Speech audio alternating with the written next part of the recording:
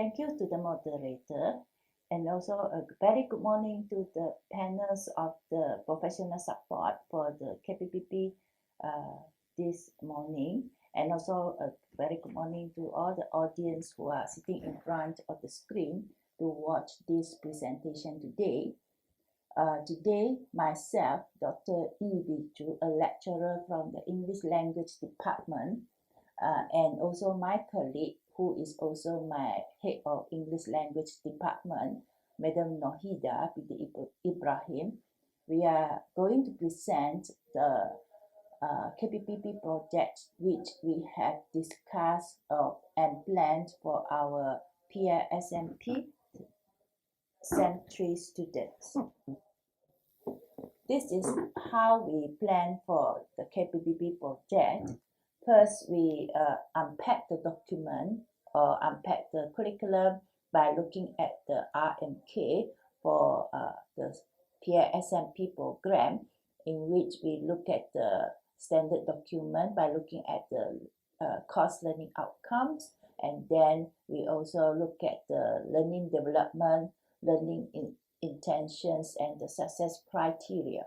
After that, we plan for the strategies in teaching and learning, as well as plan for the assessment task, in which we also try to implement the 3 models, which are the 6C, 3R, and 3E models in our teaching and learning strategies.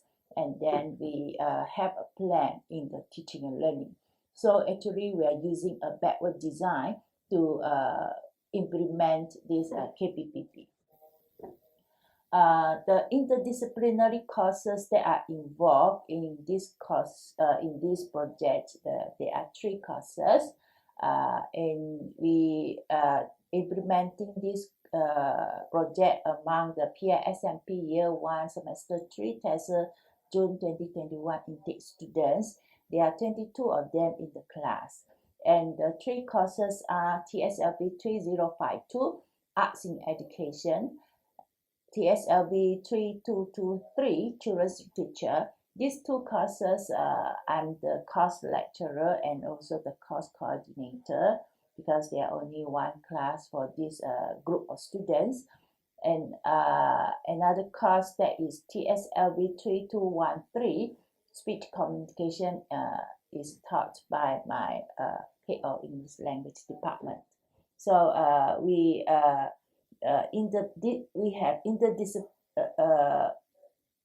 the interdisciplinary course among these 3 courses, and I think I make a mistake. It's to be intradisciplinary, not inter, because there is this, we only involve the TESL courses. Okay, so it should be intradisciplinary courses, and the anchor sub-course for these intradisciplinary courses is the Arts in Education, which is TSLB 3052.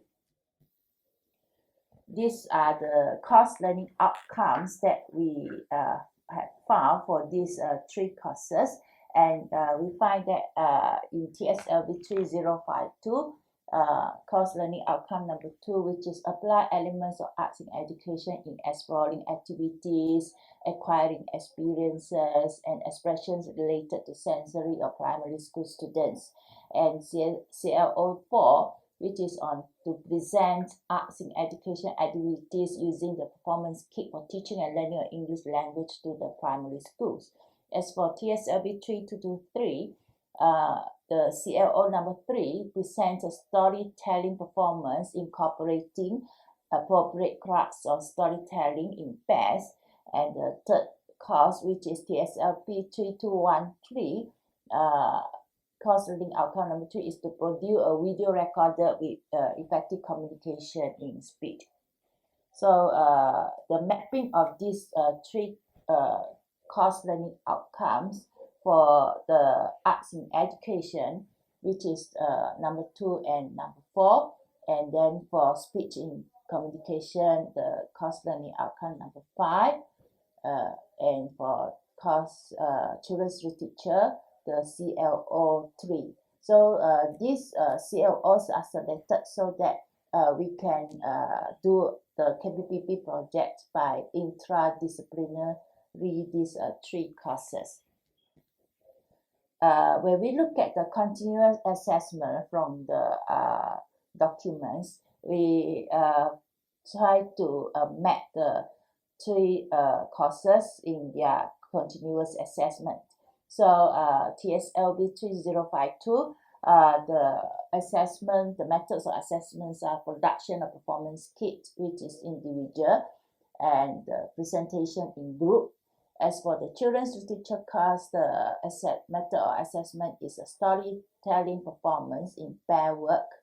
As for the speech communication, the project work or in pair work, which is to produce a 10-minute video recorded, was selected. So these are the course assessment tasks that we have planned so that we can carry out the KPPB project. Okay, so after we have unpacked the curriculum by looking at the CLOs, that is the course learning outcomes, and also the assessment task, the continuous assessment task, we come up with the big idea and the essential questions. So the big idea that for these 3 courses are painting life with the art of teaching. We find that it's very important for our students to be good in teaching, and teaching is actually an art. And because of the class arts and education, they need to implement visual art, musical art, and the movement in teaching. So that's why we think that this big idea, painting life with the art of teaching, is very appropriate for these 3 courses. And the essential questions for the TSLP 3052 are: how do you teach arts in education to young learners, and why is arts in education important in teaching and learning? As for TSLB 3213, how do you communicate with young learners, and why is human communication important in teaching and learning? As for TSLB 3223, the essential questions are: how do you deliver an effective storytelling, and why is storytelling important in teaching and learning?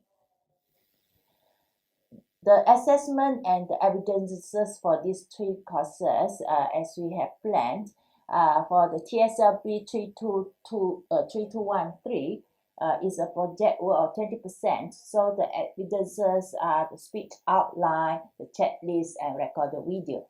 As for TSLB 3052, the assessment are the performance kit and presentation, which comprise of 25% of the overall assessment. The evidences are the performance kit, checklist, and recorded video. As for TSLB 3223, is a storytelling performance, which takes 25%. So the evidences are the storytelling script, the checklist, and the recorded video. This is the timeline when we plan for the continual assessments. As the semester started in February, so the coursework, the due of the coursework will be in March. So for the first project, which is from the course TSLB 3213, which is human speech communication. So the due for the project will be on 26 March. Okay, and for the course of TSLB 3052, the students need to hand in their performance kit in 21st April. And then for TSLB 3223, the students need to do the storytelling performance in 5th May.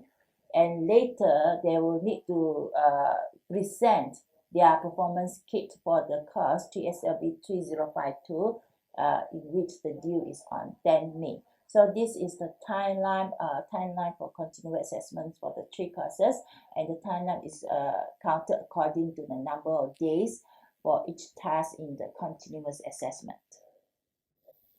So before we started the implementation of the KPPB project, so we have actually a discussion among the three lecturers on the intradisciplinary courses. That is the for TSLB 3052, TSLB 3213, and TSLB 3223. And we actually have the guidance from our JU, Mr. Lim, who is the JU for our KPPB at ITO, who actually provide us the guidance of how to plan for this KPPB project. And we also use the template that was provided to do the unpacking of the curriculum. In that we look at the CLOs, and also we look at the the knowledge and skills and the success criteria. And then we also look at the continuous assessment, so that we can do a mapping of all the CLOs and also the continuous assessments among the three interdisciplinary courses. Okay, then after we have planned the KPPB project, then we started to implement it. Of course, we need to help our students to understand what is the concepts of KPPB. So actually, at ITO level in our campus, we organize a webinar. In that, we expose students to the concepts of KPPB. This webinar is not only for the PISMP students, but we also organize it to include the PPI-SMP students, so that they know what are the concepts in KPPB, so that they are more familiar when we involve them in this KPPB project. At the same time, we also provide input on the use of digital tools in how to make videos and graphics. Because we know that is also part of the KPPB project for our students to be able to use the digital tools. So we also provide the input on the use of digital tools through the webinar.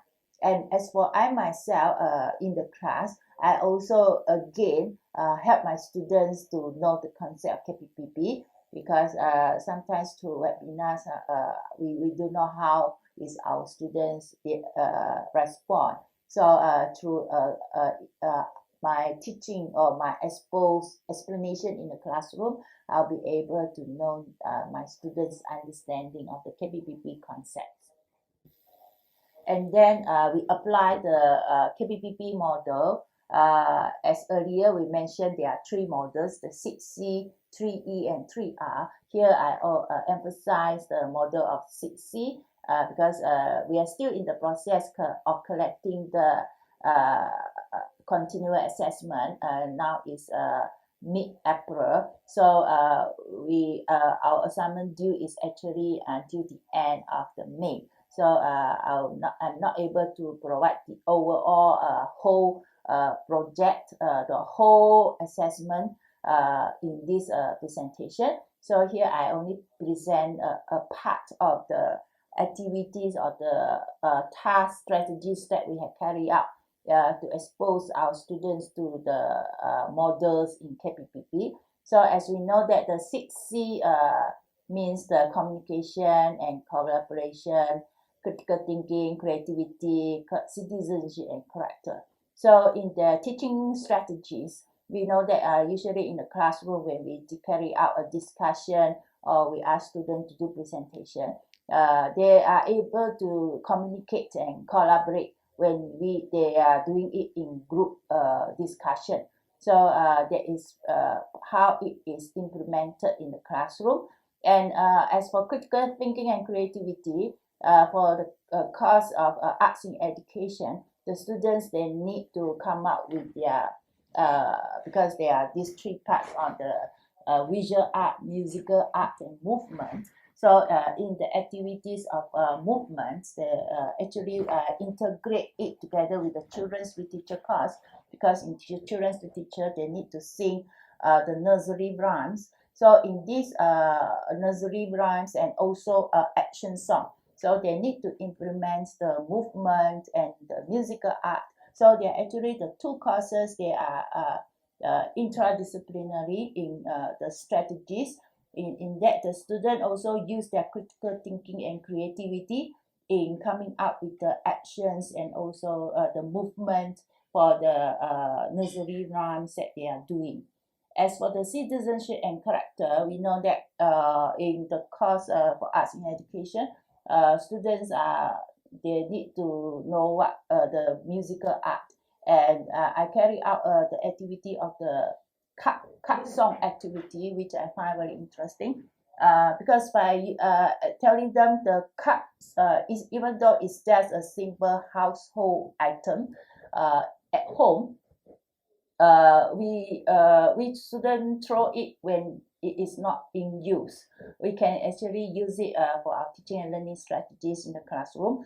We can use it to play a song and engage the students in the activity. So this can help them to see the importance of being a good citizen, in that they should not waste things or waste things that are not used, and also help them to recycle, okay, the items that they think that is not useful in at home, but then they can use it in their classroom. So this actually builds their citizenship and their characters. Okay, as for the use of digital tools, of course, we know that the students are in this digital era.